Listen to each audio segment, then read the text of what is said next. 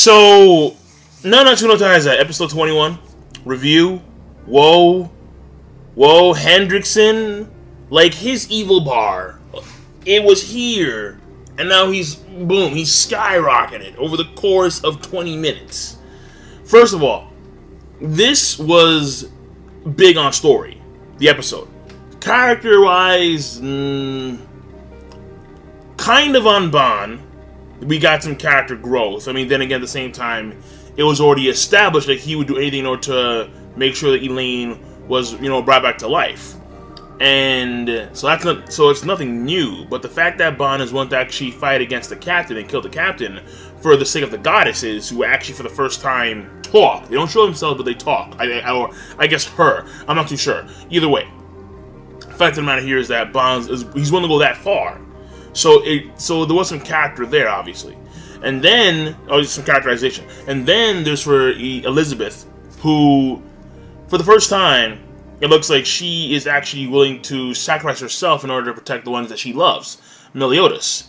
And then there's Dreyfus as well, who Dreyfus, it looks like he has, because he admitted to the king and to everyone there in the room that he had actually taken part in the murder of his older brother, and he escapes and then appears later on after the ending to take on HENDRICKSON, it looks like. So, from a character standpoint, it was mainly those three.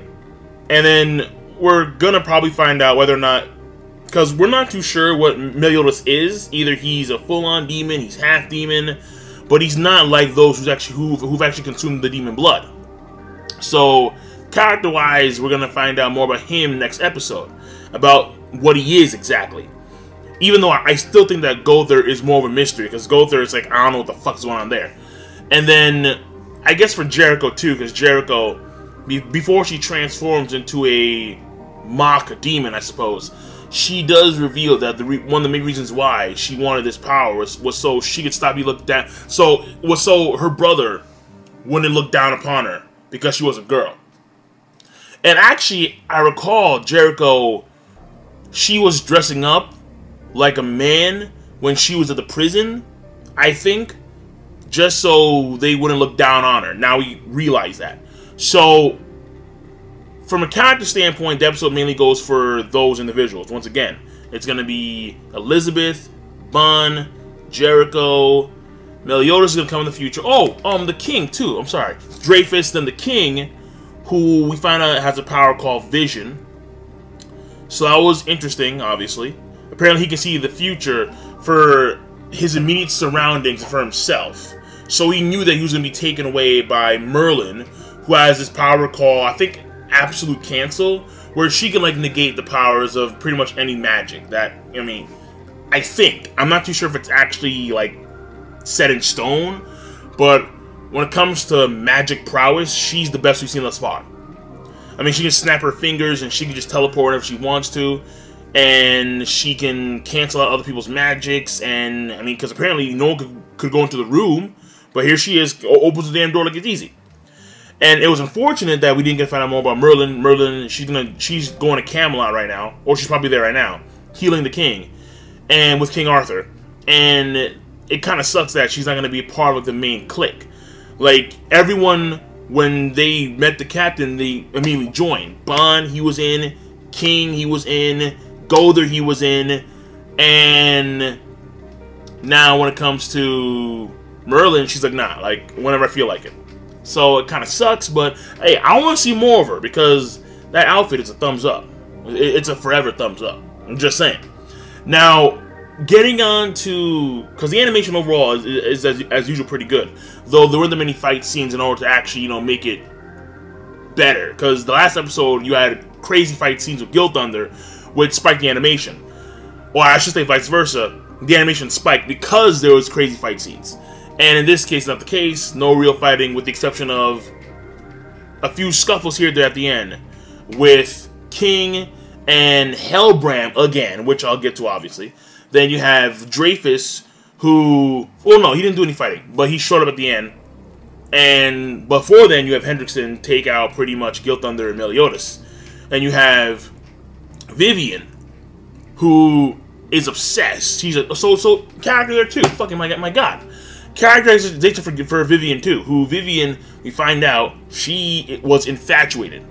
She was pretty much obsessed with Gilthunder. She wanted that Gilthunder D. But Gilthunder said, no, you're not getting my D. My electric rod of glory. You're not getting that shit. So she got, jelly because Margaret, she's getting the electric rod of glory. So it is what it is. And she believed in Hendrickson. Hendrickson said, no, bad move. Cuts Gilthunder and Meliodas. So, that being said, when we get on to the actual story progression of itself, number one, Elizabeth being captured, but she's gonna throw her, it looks like she's gonna actually commit suicide, but you have Dravis come in there and, save the day. Or at least that's the way it seems. And then you have Meliodas versus Bond, which is good. That's going to be a good one. And I really want to find out what he is, actually. Because the Goddess Clan, they told Bond, we don't need to... We don't want your life in exchange for the life of Elaine. But we want a mission. But we want you to go on a mission. That mission is to kill someone. And you knew that it was probably Meliodas. But to have the gods to say, Dragon Sin Meliodas, captain of the, Seven Deadly Sins, it's like, shit. So, Meliodas is old. He's like thousands of years old. And it looks like he probably took place, I think he took part in that war, the ancient battle. And apparently the goddesses, they actually are recovering. They lost some power. And they have spent a lot of years recovering, and they're still recovering. But reviving a fairy is not a big deal for them. Which, is a testament to their actual power. Now, which actually is a testament to the fact that this war must have been huge. It must have been on a, global scale. It must have been just ruthless. Unending bloodshed. Because the goddesses who can revive fairies fairly easy, even in their, even in this form, even in this state, and the fact that they got in the state in the first place, I guess, is a testament to how powerful the Demon Clan is. Because the Demon Clan were taking on several clans at the same time. And if not, so let's assume this. If the Goddess Clan were to take on the Demon Clan by themselves, they would lose. That's my assumption. Can't be too sure about that. But again, the fact that they lost this much power to where they can't even show their true forms is a testament to how powerful the Demon Clan is. Now, that being said, I think that Meliodas is actually part of the Demon Clan. And I think a key testament to that is Hendrickson. Hendrickson, when you look at his powers, the way he goes about it. So first of all, he does have this aura around him that apparently he used to defend himself, that he used to defend himself against Gilthunder's attacks. This same aura color, the black and then the purple, is also what we've seen from Meliodas all the time. There was one last episode. You have Hendrickson use this enchanted Hellblaze, and the color scheme is purple and black. And then Meliodas used this thing called Divine Slayer, where the color scheme was purple and black. In the episode, you see Hendrickson reattach his arm, this episode, and he has the black and purple aura around it, and his arm is now, A-OK. The arm that was called by Gilthunder. Meliodas got his arm started by Bond, and the same aura is used to reattach his own arm. So, it's fairly obvious that there's some, Demon Clan power going on here. But in the case of Meliodas, he's original, or he's semi-original, or pseudo-original, or whatever you want to do, whatever you want to call it. And you have Hendrickson, who drank the blood, who was actually compatible.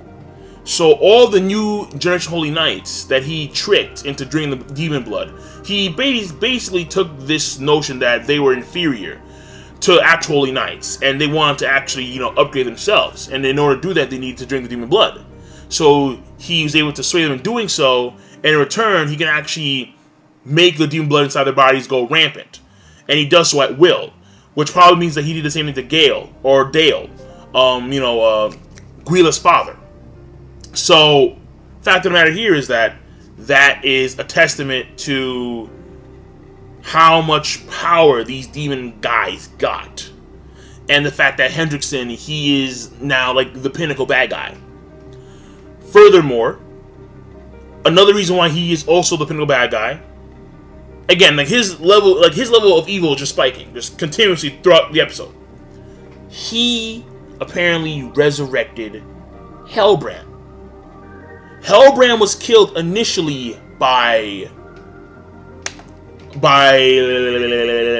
King Harlequin, and he was brought back to life by HENDRICKSON, who found Hellbrand on sale in the black market, because apparently fairies, when they die, they don't decay. So that threw me off. And he revived them using some druid ancient magic, like enchantment of the dead or some shit like that. And I'm like, bruh. And so he killed Hellbrand twice. And now he's back for a fucking third round. And every time Hellbrand is killed, he loses certain degrees of personality because his soul is like withering away every time he's resurrected. Fucking goddamn HENDRICKSON. Like, this episode is a complete HENDRICKSON takeover.